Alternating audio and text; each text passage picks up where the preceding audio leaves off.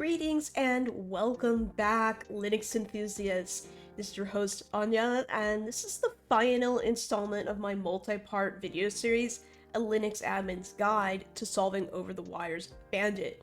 If you've been with me through levels 0 to 24, you're almost at the finish line. However, if you're new here or just need a refresher on Over-the-Wire's Bandit, you can find my first 3 installments in the links below. Today's video will take us from levels 24 to 34, the final levels of Bandit. I will dive deep into GitHub, shell customization, and more. Let's get started.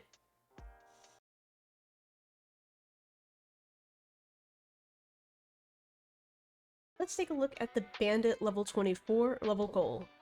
A daemon is listening on port 30002 and will give you the password for Bandit 25 if given the password for Bandit 24 and a secret numeric 4-digit pin code. There is no way to retrieve the pin code except by going through all of the 10,000 combinations called brute forcing. You do not need to create new connections each time. At first, let's use the netcat utility to connect to that daemon on 3002. Alright, you see this message is return. I am the pin code checker for user bandit 25. Please enter the password for user bandit 24 and the secret pin code on a single line separated by a space. I'll enter the password and a random pin code number. It says wrong. Please enter the current password and pin code. Try again. Well, this is going to take a long time if we continue to do this manually. So let's get everything together so we can create our bash script. Let's create a temporary directory that we can work out of using the maketemp command. Right, let's cd over to this temporary directory.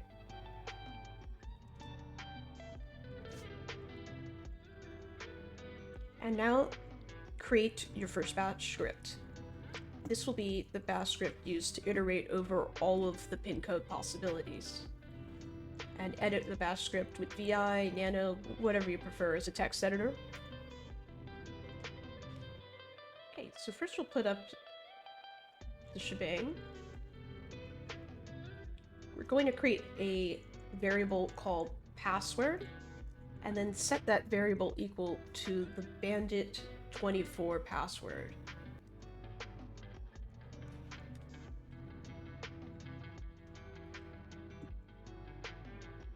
Now we're going to do the portion of the script that iterates over all 4-digit pin code possibilities. So we'll open the brackets for I in and open brackets 0000, separated by 2 colons, and then 9999.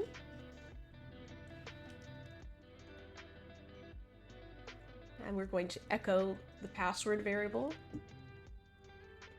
as well as the integer. So for each number, again, we're going to iterate over all of the pin code possibility, and then for each number we're going to append the bandit 24 pass code, and that will be followed by the current pin code to a file name, which we'll just call pincodes.txt. Alright, and all we need to do is enter done, and then review and save your work. Make sure you change the permissions and add executable permissions to the bash scripts. We'll just do change mod plus X, then the bash script. And I'll try running the bash script. Okay, let's see what we have in the directory. There's the pincodes.txt. Let's just cap this out. Wow, that's a lot of possibilities. So since we can't go through all of these combinations, we're going to connect back with netconnect on localhost to 30002, and we're going to feed in those pin codes. So the service will check each line for the correct pin code. When that correct pin code is found, the service will then return the password for the next level, or it should. Let's see. Alright, so it did go. It iterated through all the pin codes until we landed on the correct combination. And here is the password for user Bandit25.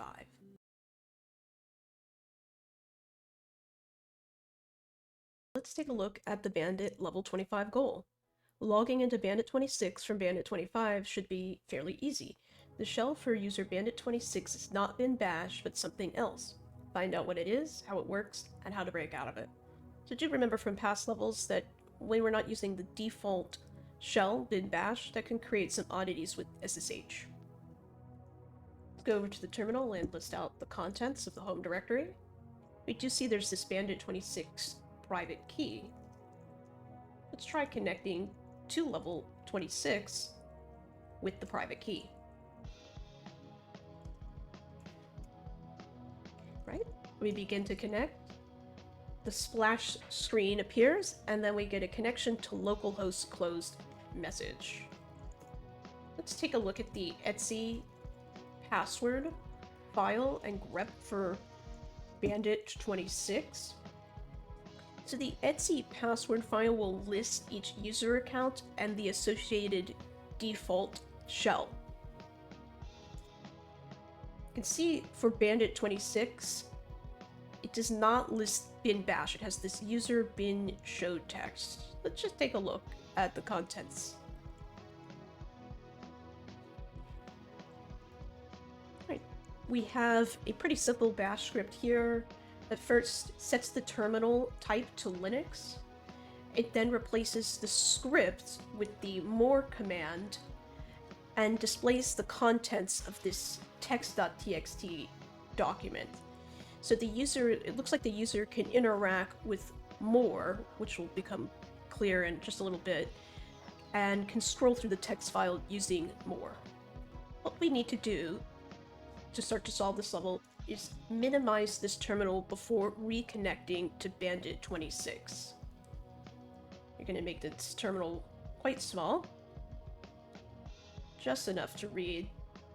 So minimizing the terminal before connecting, well, this will cause some interactive programs like VI or Vim to behave differently and then allow us to escape a shell. So let's reconnect to Bandit26 with the private key. Okay, we see we're now in that more mode. You want to press V so we're in the interactive mode. And here we go. We can now expand this a bit. When you hit escape, colon, and then set shell equal to bin bash.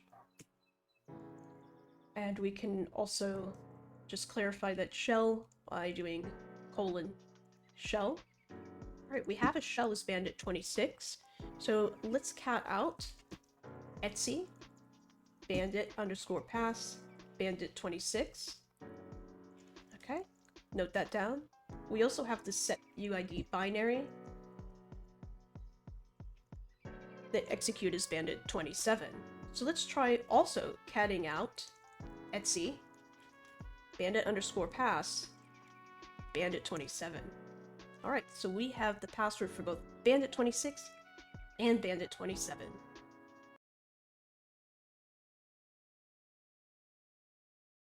Let's take a look at the Bandit27 level goal. There is a Git repository and then we have this path here to bandit27-git/repo via port 2220. The password for the user bandit27-git is the same as for the user bandit27. Clone the repository and find the password for the next level. So here we're getting into GitHub and git CLI commands. We're going to make a directory we can work out of, and let's just call this directory new. cd over to the temporary directory. And now we can clone the repo using the git clone command, and we'll want to copy this entire path. Now, once this is copied in, make sure you also add in the port we want to connect on. So we'll add 22220 and keep the path to the repo the same. Alright, it looks like it's cloning the repository, and then it asks us prompts us for bandit27-git's password. Remember, this is the same as the password for bandit27. So let's copy that password, paste in. Okay, great. Looks like the repo is done cloning. So we cd over to the repo, list out the contents, and we can cat out this readme file. Alright, and there is the password for the next level.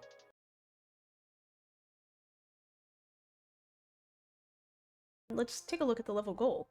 There is a Git repository at, and then we have this path that includes bandit28-git/repo via the port 2220. The password for user bandit28-git is the same as for user bandit28. Clone the repository and find the password for the next level. So now we will create a temporary directory that we can work out of. I'm just going to go to an already created directory. And now we can clone this repository by copying and pasting this path in the terminal. So we'll do git clone, and then this is the full path to the repo. Now we do need to connect on port 2220, and we'll specify that with :2220 after localhost. Now we should connect via SSH. And we will need to use the bandit28 password. Make sure you have that up.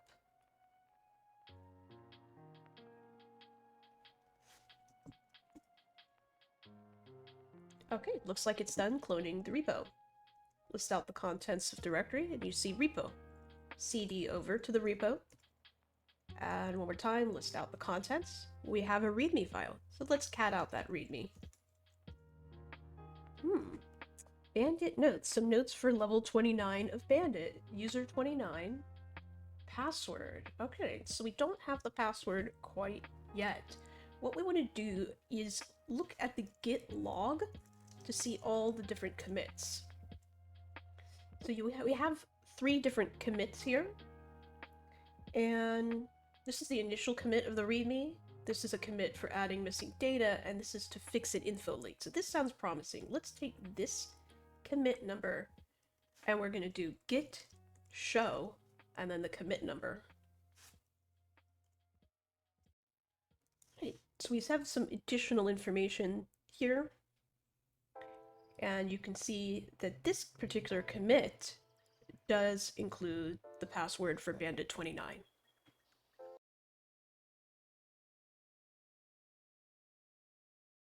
The Bandit level 29 level goal states that there is a Git repository at, now we have another path that's to bandit29-git/repo via the port 2220. The password for the user bandit29-git is the same as for user bandit29. Clone the repo and then find the password. Okay, so as always, let's create a temp directory or cd over to the temp directory. I'm just going to do make temp. That'll create a random temporary directory. Let's cd over. Okay, and let's clone the repository. Copy and paste this entire path as usual. And don't forget to change the port number. Otherwise, this will default to 22. Starting to clone. Make sure you get out the bandit29 password. Remember, it's one and the same as the bandit29-git. Okay, looks like we have a repo. cd over to the repo. Cat the readme. Okay, so some notes for bandit30, but we don't actually see the credentials here. So we're going to take a look at the Git logs. So I'm just going to do Git logs. We have 2 different commits, initial commit and then the fixing of the username. Let's try to do git show and then this commit number. We enter the string and read through these notes, these credentials. Still no password. Still no password. Okay, so now that we've looked at the Git logs Let's take a swing at looking at the branches. So git branch, and then you do tag A. And we see all the branches. We have the master branch, and then these remotes. So we want to check out other branches. So we'll check out this remotes/origin/dev branch first. Do git checkout remotes origin dev. Okay, so after we do this git checkout remotes dev, we are in the new repository, and we have a code file and a readme. Let's cat out the readme first. And then there is the password for Bandit level 30.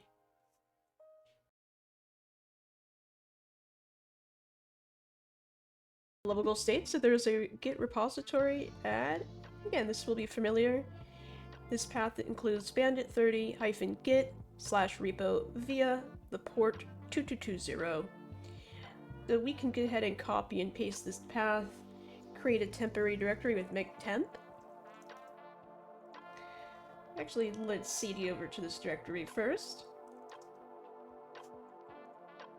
And then we'll do a git clone, go back and copy and paste this entire directory, place it after clone, and as always, we're going to edit the port we're connecting on to 22220. And we need the bandit30 password.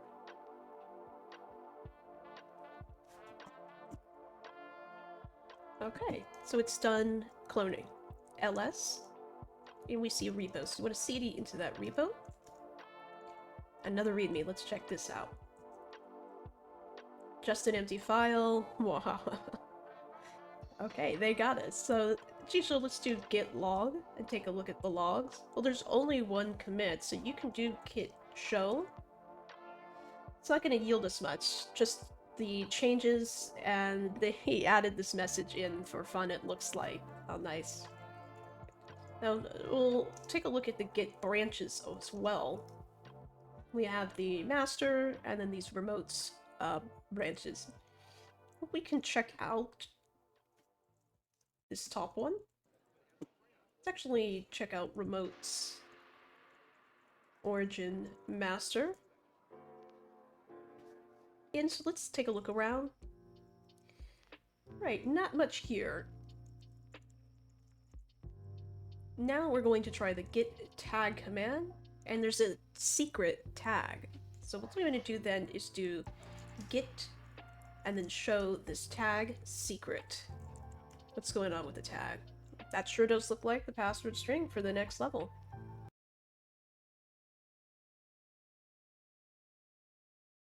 The level goal states that there is a Git repository at SSH, and then we have this path here after localhost, bandit31-git/repo via port 2220. The password for the user bandit31-git is the same as for the user bandit31. Clone the repo and you'll find the password. Let's flip over to the terminal and we'll make a temporary directory from which we can work out of. Let's cd over to that temporary directory.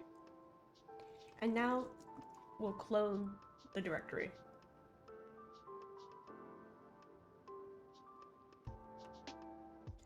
Remember that you want to change the port to 2220, otherwise this will connect on port 22.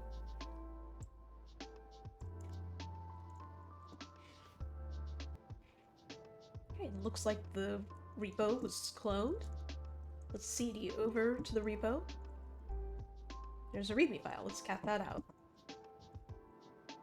Okay, the readme states, this time your task is to push a file to the remote repository. Details. File name, key.txt, content, may I come in, branch will be the master branch. Okay, so first let's create that key.txt. We'll echo, may I come in, to key.txt.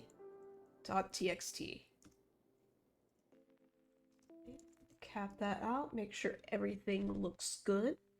And first, before we want to commit, make our first commit, we want to add this key. So we'll do git add key.txt. And we get an error. The following paths are ignored by one of your .git ignore files, key.txt. Let's look at all files, including hidden files. We do see there's this .git ignore. Let's cat that out. Okay, so this is the reason why we're not able to add or push txt files. Let's just remove this entirely. And we'll add the key again.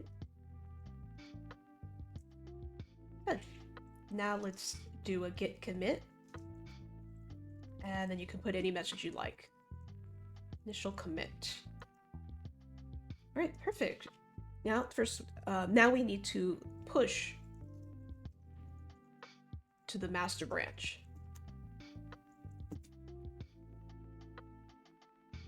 It's prompting you for the password. Okay, well, we have an error, but we do have the password for the next level.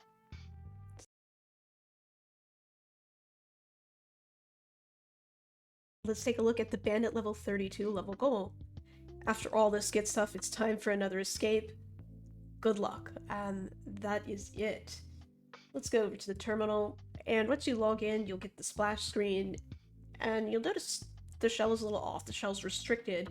You have this message, welcome to the uppercase shell. So let's put in some basic commands. ls, present working directory. We see we're getting permission denied, and looks like it's translating the commands or anything we type into uppercase letters. So this shell, it's unusable basically, and we're going to have to break out of it. Now we're going to break out of this shell by using a special variable used in shell scripting, which is a $sign and 0. So this variable, again, a special variable in shell scripting, holds the name of the script that is currently being executed. And when you type this in to an interactive shell, it will effectively attempt to execute that shell again. So let's enter in, let's see what happens. Okay, and we do have a shell now. Let's look around. We see the upper shell. Okay, let's see, who am I? Bandit 33. So let's cd over to Etsy. Bandit underscore pass. And there it is. File Bandit 33, which is owned by Bandit 33. Let's cat that out. And there we go. There's the password for the next level.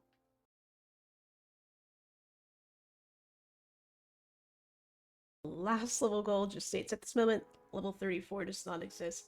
So since there's no more levels, let's go back to the terminal and try out the password from Bandit 33. So let's exit Bandit 32. We're going to SSH over to 33. That's the password from above, and we're in. There's a README file. Let's cat that out. Okay, so congratulations on solving this last level of this game. At the moment, there are no more levels to play in the game. However, we are constantly working on new levels, and will most likely expand this game with more levels soon. I really hope they do, because I love this game. And let's move to my final thoughts.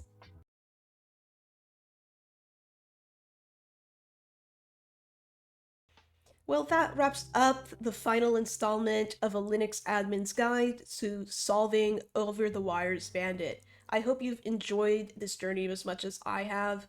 Whether you're a beginner looking to learn Linux or a Linux administrator, Bandit has something for everyone. It's a fantastic game, and it's not only educational, it's incredibly fun too. It's like a series of intricate puzzles. I truly do hope the developers create more levels in the future, but if not, I'm really grateful for what we have. This is a 5-star game. If you found this series helpful, don't forget to hit the like, subscribe, and bell notification. Just hit all the buttons. I've had a blast going through OverTheWire's Bandit again, and I thank you for joining me on this adventure. good afternoon, good evening, and good night, everyone. Wherever you are in the world, happy hacking.